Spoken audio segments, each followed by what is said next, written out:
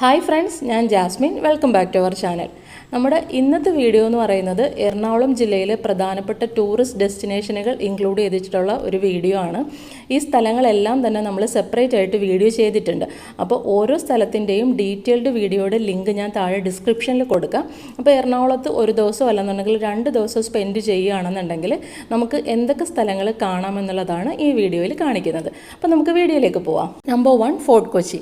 എറണാകുളം ഹൈക്കോർട്ടിൽ നിന്ന് ഏകദേശം ഒരു 15 കിലോമീറ്റർ പോവുകയാണെന്നുണ്ടെങ്കിൽ നമുക്ക് ഫോർട്ട് കൊച്ചിയിലെത്താൻ സാധിക്കും. ഒരുപാട് ബസ്സുകൾ അവൈലബിൾ ആണ്. മാത്രമല്ല നമുക്ക് എറണാകുളം ബോട്ട് ജെട്ടിയിൽ നിന്നാണെങ്കിൽ ബോട്ടിലും പോവാം. ബോട്ടിൽ പോവുകയാണെന്നുണ്ടെങ്കിൽ വളരെ കുറഞ്ഞ സമയം കൊണ്ട് നമുക്ക് ഫോർട്ട് കൊച്ചിയിൽ എത്താൻ സാധിക്കും. മാത്രമല്ല കാഴ്ചകൾ കൂടുതലുള്ളത് നമുക്ക് ഈ ബോട്ടിൽ പോകുന്ന സമയത്താണ്. അപ്പോൾ ബോട്ടിൽ പോവുകയാണെന്നുണ്ടെങ്കിലും അത് നല്ല രീതിയിൽ നമുക്ക് എൻജോയ് ചെയ്യാൻ സാധിക്കും. നല്ല സമയം എന്ന് പറയുന്നത് ഏറ്റവും ബെറ്റർ ടൈം ടു വിസിറ്റ് എന്ന് പറയുന്നത് ഏർലി മോർണിംഗും ഈവനിങ്ങുമാണ്. സൺസെറ്റും സൺറൈസും സമയത്ത് തന്നെയാണ്. പിന്നെ അവിടെ നമുക്ക് ഒരുപാട് കാഴ്ചകൾ കാണാനുണ്ട്. ഫോർട്ട് കൊച്ചി ബീച്ച് ഉണ്ട്, ഒരുപാട് സിനിമകളുടെ ലൊക്കേഷൻസ് ഉണ്ട്, പിന്നെ ഉള്ളത് ഒരുപാട് ആൻറ്റിക് കളക്ഷൻസ് ഒക്കെ വിൽക്കുന്ന ഒരുപാട് ഷോപ്പുകളും ഉണ്ട്. നമ്പർ 2, മട്ടാഞ്ചേരി. നമ്മൾ ഫോർട്ട് കൊച്ചി പോവുകയാണെന്നുണ്ടെങ്കിൽ അതേ ദിവസം തന്നെ കവർ ചെയ്യാൻ പറ്റുന്ന ഒരു സ്ഥലം തന്നെയാണ് മട്ടാഞ്ചേരി. മട്ടാഞ്ചേരിയിലും ഒരുപാട് കാഴ്ചകൾ കാണാനുണ്ട്. നമുക്ക് ആദ്യം കാണാനുള്ളത് ഡച്ച് പാലസ് ആണ്. ഡച്ച് പാലസ് കണ്ടു കഴിഞ്ഞ് ജ്യൂസ് സ്ട്രീറ്റിലേക്ക് നമുക്ക് പോവാം. ജ്യൂസ് സ്ട്രീറ്റിൽ ഒരുപാട് ഷോപ്പുകളുണ്ട്. അവിടെ നിന്ന് ഷോപ്പിംഗ് ചെയ്യാം. ഒരുപാട് ആൻറ്റിക് സാധനങ്ങൾ വിൽക്കുന്ന ഒരുപാട് ഷോപ്പുണ്ട്. പിന്നെ ഒരുപാട് ഫോട്ടോ പോയിന്റുകളുണ്ട്. ഒരുപാട് നല്ല നല്ല കളർഫുൾ ആയിട്ടുള്ള സ്ഥലങ്ങളുണ്ട്. അപ്പോൾ അവിടെ നിന്ന് നമുക്ക് ഫോട്ടോസ് എടുക്കാം. പിന്നെ മട്ടാഞ്ചേരി സിനഗോഗ് ഉണ്ട്. മാത്രമല്ല ഒരുപാട് നല്ല ഫുഡുകൾ കിട്ടുന്ന കടകളുമുണ്ട്. നമ്പർ 3, കടമുക്കുടി. എറണാകുളം ഇടപ്പള്ളിയിൽ നിന്ന് ഏകദേശം ഒരു 14 കിലോമീറ്റർ പോയാൽ നമുക്ക് കടമുക്കുടിയിലെത്താം. നമ്മുടെ ഇടപ്പള്ളി ലുലുവിൻ്റെ സൈഡിൽ നിന്ന് വരാപ്പുഴ പോകുന്ന വഴിക്കാണ് കടമുക്കുടിയിലേക്ക് പോകുന്നത്. കടമുക്കുടിയിൽ നമുക്ക് പോകാൻ പറ്റിയ ടൈമിംഗ് എന്ന് പറയുന്നത് ഏർലി മോർണിംഗും ഈവനിങ്ങും തന്നെയാണ്. സൺസെറ്റും സൺറൈസും ടൈമിൽ തന്നെയാണ്.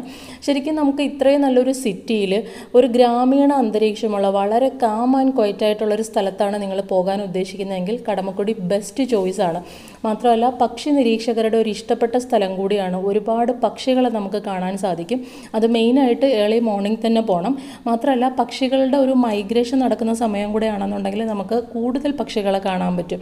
ആ മൈഗ്രേറ്റഡ് ടൈമിംഗ് എന്ന് പറയുന്നത് എല്ലാ വർഷവും ഒക്ടോബർ മുതൽ ഫെബ്രുവരി ഉള്ള ടൈമിംഗ് ആണ്. അപ്പോൾ ആ ടൈമിങ്ങിന് പോവുകയാണെന്നുണ്ടെങ്കിൽ നമുക്ക് ഒരുപാട് പക്ഷികളെ കാണാൻ സാധിക്കും. നമ്പർ 4, ഭൂതത്താൻകെട്ട്.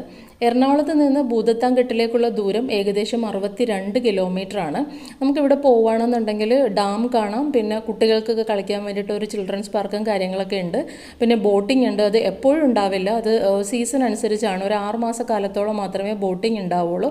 മാത്രമല്ല പഴയ ഭൂതത്താൻകെട്ടിലേക്കുള്ള വഴിയിൽ നമുക്ക് ഏകദേശം ഒരു 2-3 കിലോമീറ്ററോളം കാട്ടിലൂടെ നടന്നു തന്നെ പോകണം. അപ്പോൾ നേച്ചർ വാക്കൊക്കെ ഇഷ്ടമുള്ളവരാണെന്നുണ്ടെങ്കിൽ തീർച്ചയായും ഭൂതത്താൻകെട്ട് ഒരു നല്ല ഓപ്ഷനാണ്. Number 5, Thattekkad bird sanctuary. ഭൂതത്താൻകെട്ടിലേക്ക് പോകുന്നവർക്കാണെന്നുണ്ടെങ്കിൽ സെയിം ഡേ തന്നെ കവർ ചെയ്യാൻ പറ്റിയ നല്ലൊരു അടിപൊളി സ്പോട്ടാണ് തട്ടേക്കാട് ബേർഡ് സാങ്ച്വറി. ഭൂതത്താൻകെട്ടിൽ നിന്ന് ഏകദേശം ഒരു 8 കിലോമീറ്റർ ആണ് ഇവിടേക്കുള്ള ദൂരം. പക്ഷി നിരീക്ഷകരുടെ ഒരു ഇഷ്ടപ്പെട്ട സ്ഥലമാണ് Thattekad. Best time to visit എന്ന് പറയുന്നത് രാവിലെ 7 to 10 ആണ്. ഒരുപാട് പക്ഷികളെ നമുക്കിവിടെ കാണാൻ പറ്റും. മാത്രമല്ല മൈഗ്രേറ്റഡ് ബേർഡ്സ് വരുന്ന സ്ഥലം കൂടിയാണ്. മൈഗ്രേറ്റഡ് ബേർഡ്സ് വരുന്ന ടൈമിംഗ് എന്ന് പറയുന്നത് എല്ലാ വർഷവും ഒക്ടോബർ മുതൽ ഫെബ്രുവരി വരെയാണ്. അപ്പം ഒരുപാട് പക്ഷികളെയൊക്കെ ഇഷ്ടമുള്ളവരാണെന്നുണ്ടെങ്കിൽ ആ ടൈമിങ്ങിൽ പോകാൻ നോക്കണം. Number 6, Thattekad butterfly garden. Thattekad bird sanctuary പോകുന്നവർക്ക് ആ ദിവസം തന്നെ അതിനോട് ചേർന്ന് തന്നെ കാണാൻ പറ്റുന്നൊരു സ്ഥലമാണ് തട്ടേക്കാട് ബട്ടർഫ്ലൈ ഗാർഡൻ. ഇവിടെ നമുക്ക് പോവുകയാണെന്നുണ്ടെങ്കിൽ ഒരുപാട് ബട്ടർഫ്ലൈസിനെ കാണാം. ഏകദേശം 200 വർഗ്ഗത്തിൽ അധികമുള്ള ബട്ടർഫ്ലൈസിനെ നമുക്കിവിടെ കാണാൻ സാധിക്കും. നല്ലൊരു ഫോട്ടോസൊക്കെ എടുക്കാൻ പറ്റിയ നല്ലൊരു സ്പോട്ട് കൂടിയാണ് butterfly garden. Number 7, Kuttampuzha. Thattekkad bird സാങ്ച്വറിയിൽ നിന്ന് ഏകദേശം ഒരു 13 കിലോമീറ്ററോളം നമുക്ക് പോവുകയാണെന്നുണ്ടെങ്കിൽ കുട്ടമ്പുഴ എത്താം.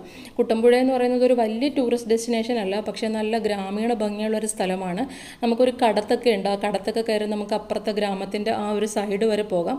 ഗ്രാമത്തിലേക്ക് കടക്കാൻ പറ്റില്ല, അവിടെ വരെ പോകാം. അതൊക്കെ ഒരു നല്ലൊരു എക്സ്പീരിയൻസ് ആണ്. അതുവഴിക്ക് നമുക്ക് മാമലക്കണ്ടവും പോവാം. അപ്പോൾ ഒരു ദിവസം പോവുകയാണെന്നുണ്ടെങ്കിൽ നിങ്ങൾക്ക് Bhoothathankettu, Thattekad butterfly garden, Thattekad bird sanctuary, Kuttampuzha, Mamalakandam ഇത്രയും സ്ഥലങ്ങൾ കവർ ചെയ്തിട്ട് വരാൻ സാധിക്കും. Number 8, hill palace. എറണാകുളത്തെ ടൂറിസ്റ്റ് ഡെസ്റ്റിനേഷനുകളിൽ പ്രധാനപ്പെട്ട ഒരു ടൂറിസ്റ്റ് ഡെസ്റ്റിനേഷൻ തന്നെയാണ് ഹിൽ പാലസ്. ഹിൽ പാലസ് സ്ഥിതി ചെയ്യുന്നത് തൃപ്പൂണിത്തുറയാണ്. നമുക്കൊരു ടൂറിസ്റ്റ് ഡെസ്റ്റിനേഷൻ എന്നതിനേക്കാൾ ഉപരി ചരിത്രപരമായി ഒരുപാട് പ്രാധാന്യമുള്ള ഒരു സ്ഥലം കൂടിയാണ് ഹിൽ പാലസ് എന്ന് പറയുന്നത്. നമുക്കിവിടെ പോവുകയാണെന്നുണ്ടെങ്കിൽ പണ്ട് രാജഭരണകാലത്ത് ഉപയോഗിച്ചിരുന്ന ഒരുപാട് സംഭവങ്ങൾ നമുക്ക് കാണാൻ പറ്റും. മാത്രമല്ല മലയാളത്തിലെ ഹിറ്റ് സിനിമയായ മൺചിത്രത്താഴിൻ്റെ പ്രധാനപ്പെട്ട ഒരു ലൊക്കേഷൻ കൂടിയാണ് hill palace. Number 9 Kodanad elephant training centre. നമുക്ക് എറണാകുളത്ത് നിന്ന് ഏകദേശം ഒരു 47 കിലോമീറ്റർ പോവുകയാണെന്നുണ്ടെങ്കിൽ കോടനാട് എലിഫന്റ് ട്രെയിനിങ് സെൻറ്റർ അല്ലെന്നുണ്ടെങ്കിൽ അഭയാരണ്യം എന്ന സ്ഥലത്തെത്താൻ പറ്റും. നല്ലൊരു ടൂറിസ്റ്റ് ഡെസ്റ്റിനേഷനാണ്, കുട്ടികൾക്കൊക്കെ ഒരുപാട് ഇഷ്ടപ്പെടുന്ന സ്ഥലമാണ്. നമുക്ക് പേര് സൂചിപ്പിക്കുന്ന പോലെ തന്നെ ഇവിടെ നമുക്ക് കാണാൻ പറ്റുന്നത് ആനകളെയാണ്. ആനകൾ മാത്രമല്ല, ഒരു ബട്ടർഫ്ലൈ ഗാർഡൻ കൂടിയുണ്ട്. ആനകളെ ഒരു ഫോറസ്റ്റിൻ്റെ പോലെ തന്നെ ഒരു ആവാസ വ്യവസ്ഥയിൽ ഇട്ടിരിക്കുന്നത് കൊണ്ട് തന്നെ നമുക്ക് കാട്ടിലൂടെ നടന്നു പോയി കാണുന്ന ഒരു ഫീൽ കൂടി നമുക്ക് കിട്ടും. Number 10 Paniyelipporu. Kodanad elephant training സെൻറ്ററിൽ പോകുകയാണെന്നുണ്ടെങ്കിൽ അതേ ദിവസം തന്നെ നമുക്ക് കവർ ചെയ്യാൻ പറ്റിയ മറ്റൊരു അടിപൊളി ലൊക്കേഷനാണ് പാണിയേലിപ്പോര്. അതും നേരത്തെ പറഞ്ഞതുപോലെ തന്നെ നല്ലൊരു കാടാണ്. നമുക്ക് കാട്ടിലൂടെ ഏകദേശം 1.5 കിലോമീറ്ററോളം നമുക്ക് നടന്നു പോകാൻ പറ്റും. പാണിയേലിപ്പോരെന്ന് പറയുന്ന സ്ഥലത്തേക്ക് എത്തണമെങ്കിൽ അതൊരു പ്രത്യേക ഫീല് തന്നെയാണ്. നേച്ചർ വാക്ക് ഇഷ്ടപ്പെടുന്നവർക്ക് തീർച്ചയായിട്ടും ഇഷ്ടപ്പെടുന്ന ഒരു സ്ഥലമാണ്. പിന്നെ പ്രത്യേകം ശ്രദ്ധിക്കേണ്ട ഒരു കാര്യം, മഴക്കാലങ്ങളിൽ യാത്ര പോകുന്നത് ഒഴിവാക്കുന്നതായിരിക്കും നല്ലത്. ഭൂതത്താൻകെട്ട് ഡാം തുറക്കുന്ന അവസരങ്ങളിൽ അപകട സാധ്യത കൂടുതലാണ്. നമ്പർ 11 സാഗർ റാണി ബോട്ടിംഗ്. ഇതൊരു ടൂറിസ്റ്റ് ഡെസ്റ്റിനേഷൻ എന്ന് പറയാൻ പറ്റത്തില്ല, പക്ഷേ എറണാകുളത്തെ ടൂറിസ്റ്റ് ഡെസ്റ്റിനേഷനുകളിലൊന്നായ മറൈൻ ഡ്രൈവിലാണ് ഇതിൻ്റെ ബോട്ട് ജെട്ടി ഉള്ളത്. നമുക്കിവിടെ വരികയാണെന്നുണ്ടെങ്കിൽ ഏകദേശം 2.5 മണിക്കൂറോളം കടലിലേക്ക് ഒരു അടിപൊളി യാത്രയാണ് സാഗർ റാണി ഓഫർ ചെയ്യുന്നത്. എറണാകുളത്തുള്ളവരാണെങ്കിൽ തന്നെയും അധികം ആരും എക്സ്പീരിയൻസ് ചെയ്യാത്തൊരു പാക്കേജും കൂടെയാണത്. അപ്പോൾ എറണാകുളത്ത് എപ്പോഴെങ്കിലും വരികയാണെന്നുണ്ടെങ്കിൽ ഇതൊരു മസ്റ്റ് ട്രൈ എക്സ്പീരിയൻസ് എന്ന് തന്നെ പറയാൻ പറ്റും. നമുക്ക് വളരെ കുറഞ്ഞ രീതിയിൽ കടലിലേക്ക് ഒരുപാട് കാഴ്ചകൾ കണ്ട് നമുക്ക് പോകാൻ പറ്റുന്ന ഒരു അടിപൊളി പാക്കേജാണ് Sagar Rani. Number 12 folklore museum. Folklore museum സ്ഥിതി ചെയ്യുന്നത് എറണാകുളത്ത് തേവരയിലാണ്. ഇതും അധികം ആരും എക്സ്പ്ലോർ ചെയ്യാത്തൊരു സ്ഥലം തന്നെയാണ്. ഇത് കേരള സർക്കാരിൻ്റെ കീഴിൽ വരുന്ന ഒരു മ്യൂസിയം അല്ല. ഇതൊരു വ്യക്തിയുടെ, ഒരാളുടെ തന്നെ ശ്രമഫലമായിട്ട് ഒരുപാട് സാധനങ്ങൾ കൊണ്ടുവന്നിട്ട് മ്യൂസിയം ആക്കിയിരിക്കുന്നതാണ്. നമുക്കിവിടെ പോവുകയാണെന്നുണ്ടെങ്കിൽ 3 നിലകളിലായിട്ട് ഒരുപാട് ആൻറ്റിക് സാധനങ്ങൾ കാണാൻ പറ്റും. വളരെ ഇൻട്രസ്റ്റിംഗ് ആയിട്ടുള്ള ഒരുപാട് സംഭവങ്ങൾ നമുക്കിവിടെ കാണാൻ പറ്റും. ഫോർട്ട് കൊച്ചി, മട്ടാഞ്ചേരിയൊക്കെ പോകുന്നവരാണെന്നുണ്ടെങ്കിൽ വൈകുന്നേരങ്ങളിൽ വന്ന് കാണാൻ പറ്റുക, അല്ലെങ്കിൽ ഒരു ഈവനിങ് ടൈമിൽ അവിടെ നിന്ന് തിരിച്ചു വരുന്ന വഴിക്കോ അങ്ങനെയൊക്കെ കാണാൻ പറ്റിയ ഒരു അടിപൊളി സ്ഥലമാണ് ഫോക്ലോർ മ്യൂസിയം. നമ്പർ 13 പിഴല. ഇത് എറണാകുളം ജില്ലയിലെ കണ്ടെയ്നർ റോഡിനടുത്തുള്ള ഒരു ചെറിയ ദ്വീപാണ്. കടമക്കുടി പോലെ തന്നെ ഒരു ചെറിയ ദ്വീപാണ്. ഇതൊരു വലിയ ടൂറിസ്റ്റ് ഡെസ്റ്റിനേഷൻ ആയിട്ടല്ല, പക്ഷേ എന്നാലും നല്ല ഭംഗിയുള്ളൊരു സ്ഥലമാണ്. വൈകുന്നേരങ്ങളിൽ പോകാൻ പറ്റിയൊരു സ്ഥലമാണ്. നല്ല ബ്യൂട്ടിഫുൾ ആയിട്ടുള്ള സൺസെറ്റ് നമുക്ക് കാണാൻ പറ്റും. മാത്രമല്ല കേരളത്തിൻ്റെ തനത് ഗ്രാമീണ ഭംഗി കാണാൻ പറ്റുന്ന ഒരു സ്ഥലം കൂടിയാണ്.